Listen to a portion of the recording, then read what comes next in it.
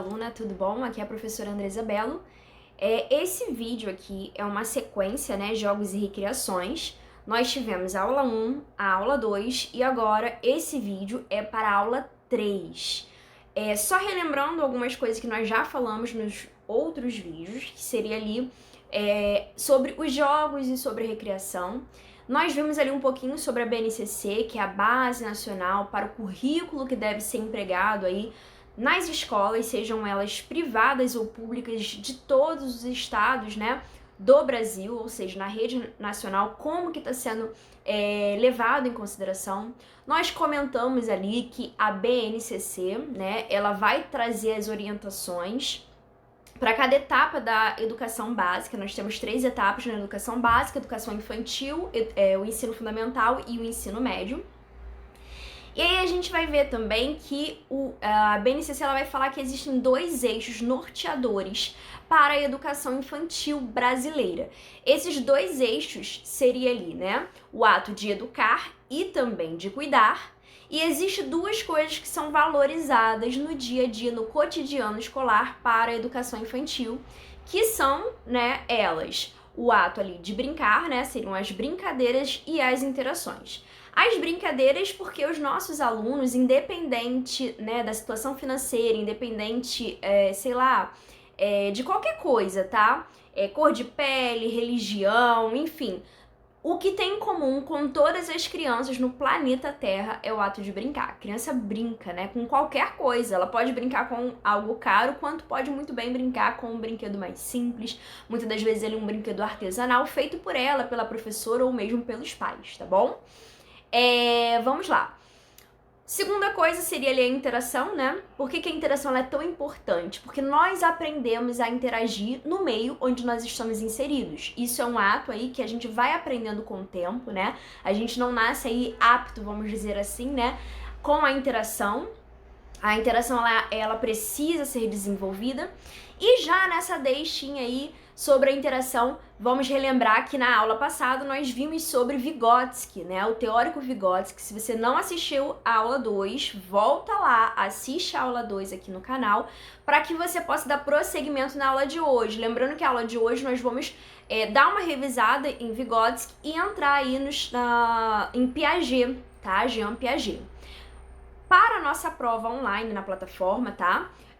Vou pedir para que vocês tenham um carinho especial com esses 2 teóricos, né, Vygotsky e Piaget, porque com certeza vai ter algo aí importante sobre eles. Lembrando que qualquer concurso público na área do magistério com certeza vai cobrar Vygotsky ou Jean Piaget, porque vai ter lá, tá? Então, só relembrando, né, Vygotsky é o teórico que leva aí em consideração a questão das interações sociais como meio para o desenvolvimento da aprendizagem. Para ele, quanto mais interação, né, a criança receber no seu dia a dia, mais a aprendizagem vai também ser desenvolvida. Então, quanto mais interação, mais desenvolvimento, tá? Na nossa apostila, nós temos esse trechinho que vai falar o seguinte, ó: a importância dos jogos educacionais, bem como demais atividades lúdicas no processo de ensinamento e desenvolvimento inicial das crianças. Então, a gente sabe que existe um preconceito muito grande, né, de pais, da sociedade com relação à escola, principalmente ali na educação infantil, onde muitas pessoas não levam a sério, né, o nosso trabalho. E a gente precisa romper, né, conscientizar o quanto as crianças têm oportunidade de desenvolver quando elas são ali já matriculadas. Lembrando que o 6º artigo da nossa Lei de Diretrizes e Bases, né, a nossa LDB, Lei 9394/96, vem dizendo ali que a matrícula das crianças, ela torna-se obrigatória a partir dos 4 anos de idade. 4 anos de idade, a criança ela vai estar sendo matriculada ali na pré-escola, que é um dos segmentos da educação infantil. Então, é obrigatório já a criança fazer parte da educação infantil. Bem, os jogos e as brincadeiras, elas por vezes são ali também vistas com um preconceito muito grande. Muitos pais, infelizmente, preferem que os filhos fiquem sentados durante horas, copiando. Só que a gente já entrou nessa discussão que nem sempre o número de cópias, o número de páginas que foi feito num livro, por exemplo, em termos de questionário, isso não necessariamente significa que a criança ela tá aprendendo. A gente já tem aí como comprovação de que os jogos e as brincadeiras, quando bem direcionados, eles podem trazer aí um desenvolvimento muito grande e muito bom na vida ali da aprendizagem desse aluno, tá? Por exemplo, existem jogos que vão utilizar um número, a numeração, existem jogos, né, coisas do nosso dia a dia, como aquela brincadeira da força. Você vai ver ali, né, a questão das brincadeiras sendo desenvolvidas com brincadeiras simples do dia a dia, que podendo envolver ali a matemática, a língua portuguesa e por aí vai, tá?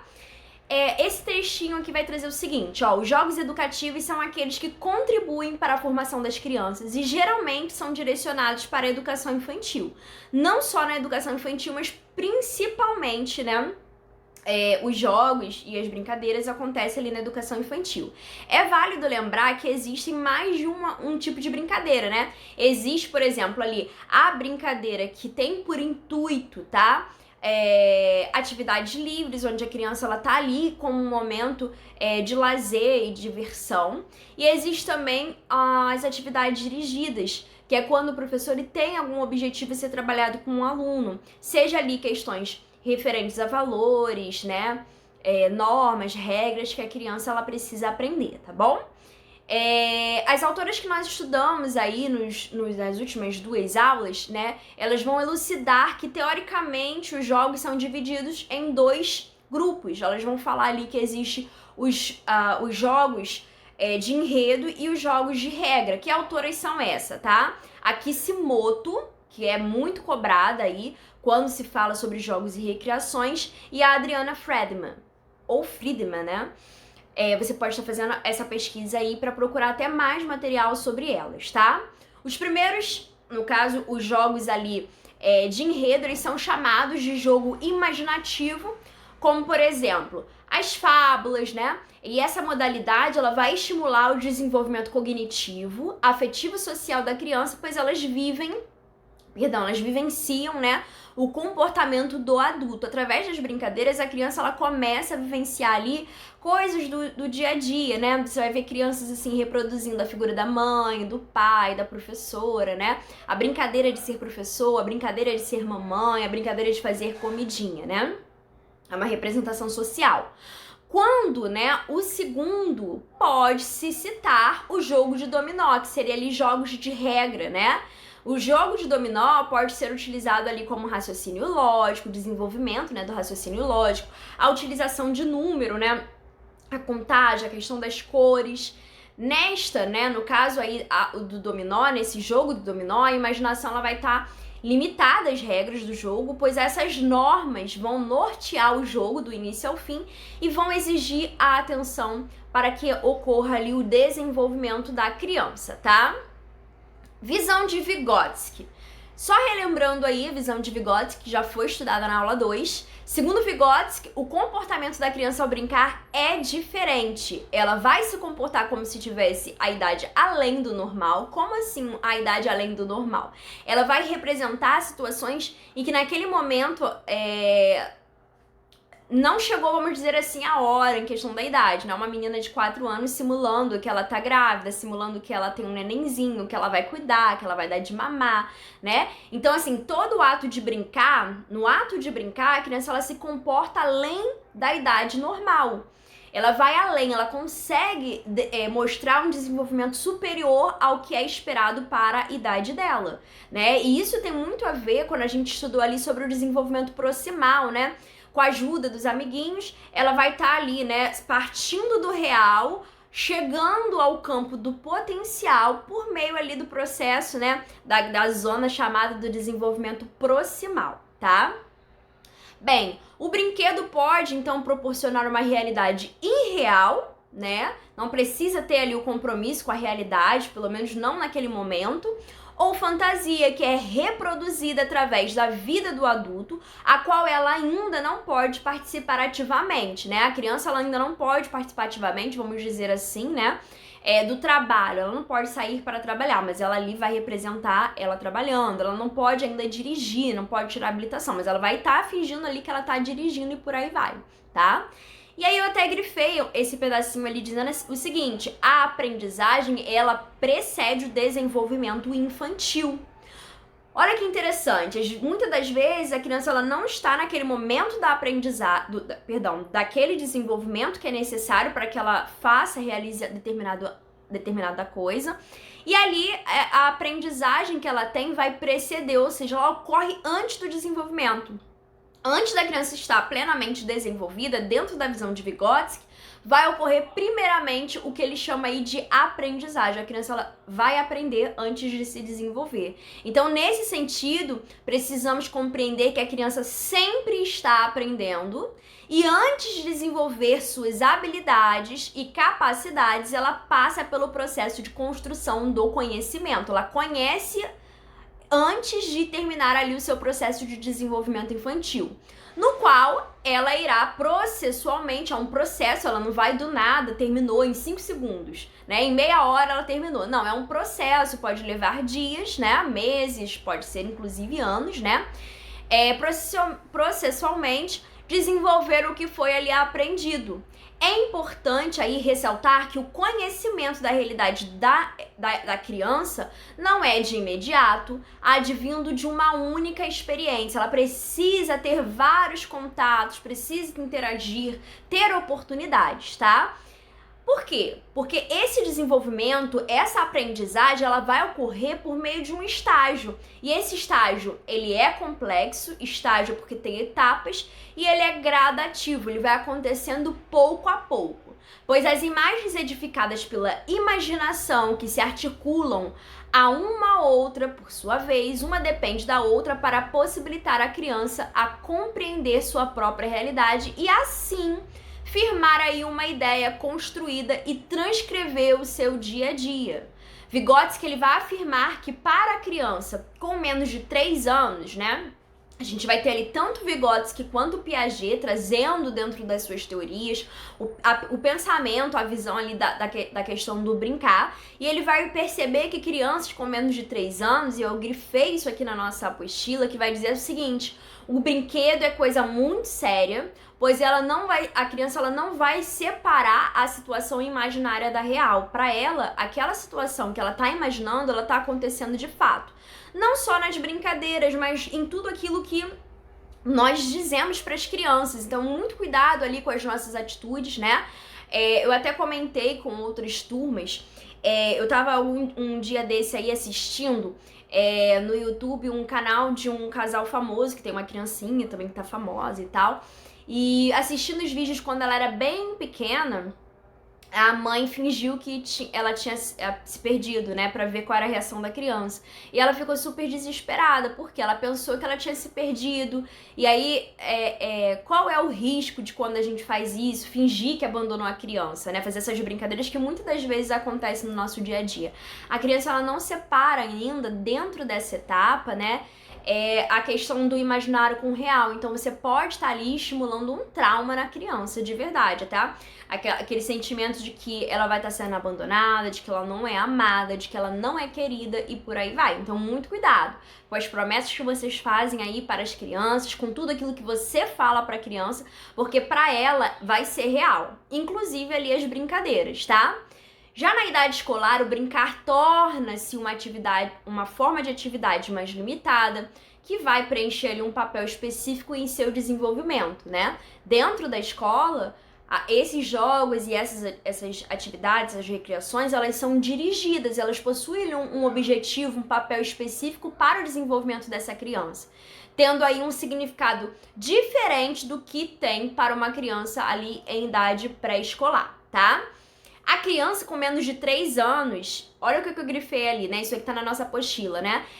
Ela não tem a capacidade de separar a realidade da imaginação. Para ela, isso realmente está acontecendo, é real, né? Conforme a gente já havia falado aí no slide anterior, onde toda brincadeira se torna séria.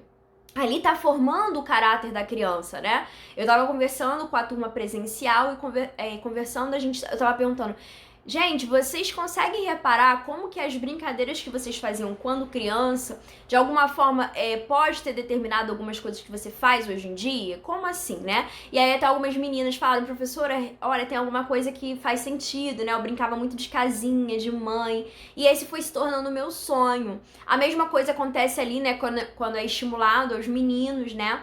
O carrinho. Então, assim, você vai reparar que aos homens é muito mais estimulado o carro do que para as mulheres, né? E os homens muito cedo despertam essa vontade pela direção, por comprar o seu primeiro carro e por aí vai. Então, a brincadeira é coisa séria, tá? Ela vai ditar ali algumas coisas que podem fazer parte do nosso caráter e também ali da nossa personalidade, tá? Mas na idade escolar, o desenvolvimento se torna significativo, tá? Pois ela cria uma relação entre o significado e a percepção visual, ou seja, entre o pensamento e a situação real. As necessidades das crianças e os incentivos não devem ser ali ignorados, porque eles são eficazes para colocá-los em ação, fazendo-nos entender que esses avanços de estágio de um desenvolvimento a outro, tá? Vai ocorrendo de maneira gradual e vai sendo ali muito produtivo para o dia a dia da criança.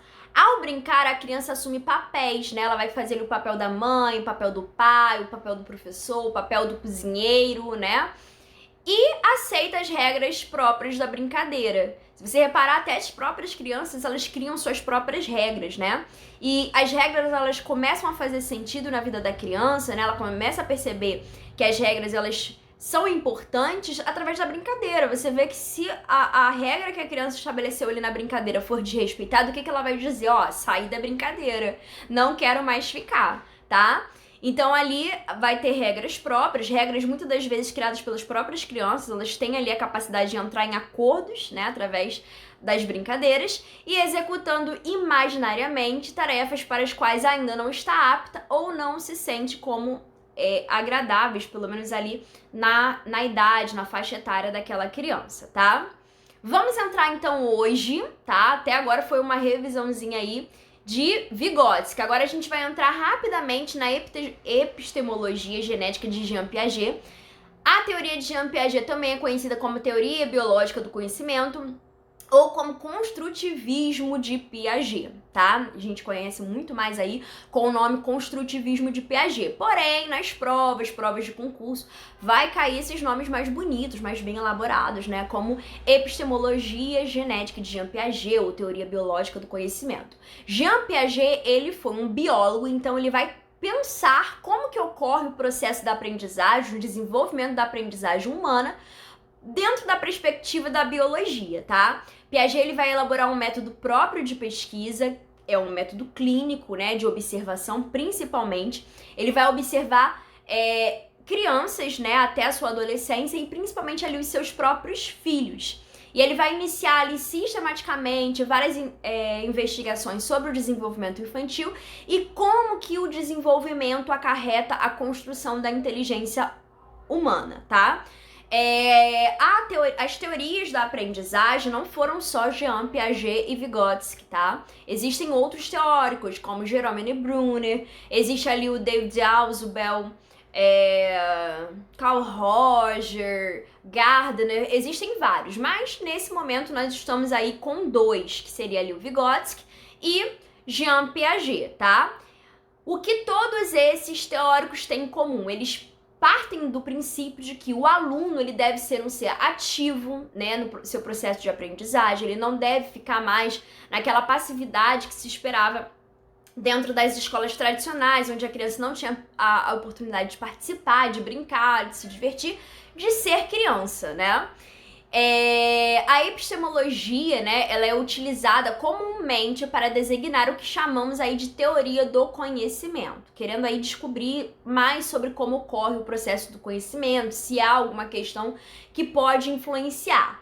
Para Jean Piaget, através das suas observações, ele observou, né, que o que influencia no processo de desenvolvimento da construção da inteligência humana seria ali a idade, né, o desenvolvimento biológico.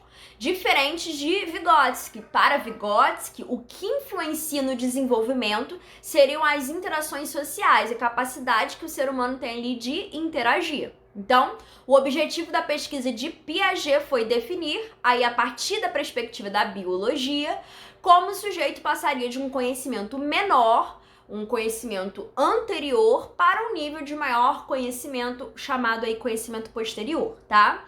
Há uma outra influência da biologia, na teoria piagetiana, que vai dizer respeito aí à concepção da inteligência enquanto algo que vai ser ligado à ação, ou seja, ao ato da criança experimentar, né? Ter contato, poder praticar, e também ali a adaptação ao meio, né? O meio pode, com certeza, ali estar estimulando o aluno a ter uma série de desenvolvimento em relação ao conhecimento. Tal modelo teórico de Jean Piaget vai explicar o desenvolvimento da inteligência, bem como o de Vygotsky, só que com perspectivas diferentes, tendo como o conteúdo básico a ação do sujeito que interage com os objetos. Para Jean Piaget, né, além da questão das idades, né, da maturação biológica, ele vai partir da perspectiva de que a criança, né, precisa construir o seu conhecimento. Por isso que a teoria dele também é chamada de construtivismo piagetiano, tá? Então, assim, a partir então dessas ações desse aluno em relação ao meio, formas ou estruturas de inteligência que vão permitir aí que cada vez mais essa criança, esse adolescente, esse jovem adaptar-se ao mundo em que ele tá vivendo, tá bom? Jean Piaget, a teoria dele aí é conhecida como teoria biológica do conhecimento. Assim, compreende-se o motivo de Piaget ter pesquisado o desenvolvimento humano a partir do estudo e observação de bebês, crianças e adolescentes. Você vai reparar aí que ele vai começar a pesquisar de crianças de 0 até 12 anos de idade, para poder compreender nessas etapas de bebê, crianças e adolescentes. Por conceber esse estudo como o mais apropriado para suas investigações a respeito da gênese, né, de como que começa e quando começa o conhecimento, e também aí para demonstrar empiricamente, explicar o seu modelo teórico de construção aí da inteligência. Ele vai trazer aí que o desenvolvimento, né, infantil, né, vai ocorrer por meio de 4 estágios. 4 estágios ou 4 etapas, tá? Quais são eles? Tem ali o estágio sensório-motor, que vai de 0 a 2 anos de idade, é onde vai ter ali a evolução da percepção e da motricidade. Se você pegar ali, né, sensório, o que é sensório? É aquilo que vem das sensações. Sensações produzem sentidos, né? Por exemplo, alguém chega lá e dá um beijo assim, né, no pé do seu ouvido. O que vai acontecer contigo? É algo que foi ali num sentido, né, o tato. E vai trazer uma sensação, você vai ficar arrepiado. A música, às vezes, faz a pessoa chorar, porque é um sentido que está sendo aguçado, a audição, e tá trazendo ali sensações para a pessoa, tá? Motor tem a ver ali com a motricidade e tem tudo a ver com essa faixa, né, de 0 a 2 anos de idade, onde você vai perceber que as crianças elas estão querendo engatinhar, andar, sentar e por aí vai. Gente, essa tabela é interessante porque hoje, quando a gente vai comprar ali, por exemplo, um brinquedo em uma loja de brinquedo, você vai ver que os brinquedos eles precisam passar por sistemas ali, né, de garantia de qualidade e principalmente a adequação à faixa etária, porque isso aqui faz todo sentido, tá? O outro estágio é o pré-operatório, que vai de 2 a 7 anos de idade, onde surge de fato, né, a linguagem, porque as crianças bem pequenas, geralmente elas imitam. Como assim imitação? Elas aprendem a falar? Bem, elas aprendem a imitar. Mas o surgimento da linguagem como algo que foi pensado, né, antes de você falar, vai sendo desenvolvido nessa faixa de 2 a 7 anos, tá? Porque a linguagem, ela precede um pensamento, né? O pensamento precede a linguagem, né? Vygotsky, inclusive, ele vai falar sobre isso. A gente hoje fala com mais naturalidade e a gente não percebe, mas a gente pensa antes da gente falar. Quando a gente é criança, a gente consegue perceber isso muito mais fácil. A criança, às vezes, ela demora para falar, ela fica um pouco nervosa, porque ela precisa pensar, formular o que ela vai dizer. O adulto, de tanto falar, já vai falando que nem percebe, mas a gente está pensando ao mesmo tempo. Então, a linguagem, ela vai surgir aí, de fato, entre 2 a 7 anos de idade. Uma outra característica, tá? De 2 a 7 anos de idade é a fase do egocentrismo, onde tudo gira em torno da criança, né? Você vai na rua com uma sacola, chegou em casa, a criança já logo pergunta: o que trouxe pra mim? Festa de aniversário, não importa quantas vezes você vai explicar pra criança que aquela festa não é dela, ela vai cantar o parabéns e soprar a velhinha, como se o aniversário fosse dela. E ela não consegue separar, porque pra ela, essa fase do egocentrismo, tudo é em volta dela, tá? Nós temos ali o operatório concreto, que é de 7 a 11 anos de idade, onde ocorre ali a reversibilidade, a compensação simples. Nós temos o operatório formal, que é acima dos 11, acima dos 12 anos de idade, que entra a fase da adolescência, que é onde ocorre ali a razão e o desenvolvimento do abstrato. Nessa fase aqui, de 12 anos para cima, ocorre uma coisa interessante, que é a percepção e o entendimento das hipóteses, do abstrato e da lógica. Por exemplo, se você chega para uma criança de 0 a 2 anos de idade, diz que ela perdeu, um exemplo, tá? A mamãe dela morreu, virou uma estrelinha, ela vai sentir falta da mãe, mas o entendimento e a reação que ela tem vai ser diferente de uma criança acima de 12 anos. Porque acima de 12 anos de idade, aquela criança, ela tá sabendo de fato o que é a morte, porque a morte é algo muito abstrato, né? A gente não vê, né? O amor, por exemplo, né? O ódio. Por isso que a adolescência é uma fase, assim, tão complicada, né? Porque eles estão ali aprendendo, né? A passar por essa nova etapa, diríamos assim, tá? Na nossa apostila, até aqui a gente viu ali algo que eu trouxe pra vocês e agora a gente vai dar uma lidinha aqui na nossa apostila, que vai dizer ali a teoria de Piaget. Para Piaget, ludicidade é manifestação do desenvolvimento da inteligência, que está ligada aos estágios do desenvolvimento cognitivo, esses 4 estágios que a gente viu aqui agora, tá? Cada etapa vai estar relacionada a um tipo de atividade lúdica que vai suceder de uma mesma maneira para todos os indivíduos. Então, Jean Piaget, ele vai observar, então, a questão da maturação biológica. A que idade aquela criança faz parte? Por exemplo, se você chegar e falar assim, ó... principalmente aí famílias mães, né, pais que têm crianças assim, tem uma criança pequena e um filho grande, já com 18 anos. A gente geralmente cobra mais do de 18. Por que a gente faz isso? Porque a gente tem consciência que o desenvolvimento do de 18 é maior do que o do pequenininho. Não é porque o de 18 é mais inteligente do que o menor, mas é por causa da maturação biológica. A mesma coisa vai acontecer, por exemplo, se você pegar uma criança de 4 anos e uma mulher de 30, a mulher de 30 ela já tá com o sistema reprodutor pronto para ser mãe, né? Muitas das vezes já foi mãe várias vezes, né? E a criança de 4 anos, ela não tá pronta no momento, mas não significa que ela não estará pronta. Dentro dessa mesma perspectiva biológica de maturação, né? É que Jean Piaget vai considerar a questão da inteligência. A gente vai evoluindo intelectualmente à medida que nós vamos amadurecendo biologicamente. Em estudo anterior, Piaget afirmou que a fase de 0 a 2 anos, a criança ela vai conquistar o mundo por meio da percepção e dos movimentos, onde você vai ver que a criança coloca tudo na boca. Por quê? Ela quer sentir o paladar, né? E ela quer conquistar o movimento, ela quer andar. Você tem que ter o maior cuidado, porque a criança até escala, né? Armário, porta, é terrível, né? O recém-nascido, ele reduz-se ali aos exercícios de reflexo e vai se desenvolvendo conforme ele vai crescendo, né? O seu desenvolvimento é acelerado dando suporte para as suas novas 18 habilidades motoras, que são ali, por exemplo, pegar, andar, olhar, apontar, puxar, sugar, entre outros. Ao decorrer desses estágios, né, os reflexos podem ser progressivamente, né, substituídos pelos esquemas e somados aos símbolos lúdicos. Desse modo, a criança começa a diferenciação entre o eu e o mundo, e isso ocorre também porque no aspecto afetivo, ou seja, o bebê passa das emoções primárias para a escolha efetiva dos objetos, manifestando sua preferência. Ao mesmo tempo, a criança aprende a organizar suas atividades em relação ao ambiente, conseguindo isso, passa a organizar as informações recebidas dos sentidos E com isso, a aprendizagem vai prosseguindo com erros, acertos na tentativa de resolver ali os problemas. De acordo com Piaget, o período sensório-motor ele é relacionado ao desenvolvimento mental, que é iniciado a partir da capacidade de reflexo da criança e vai até quando a criança inicia a sua própria linguagem ou outros meios simbólicos para representar o mundo pela primeira vez.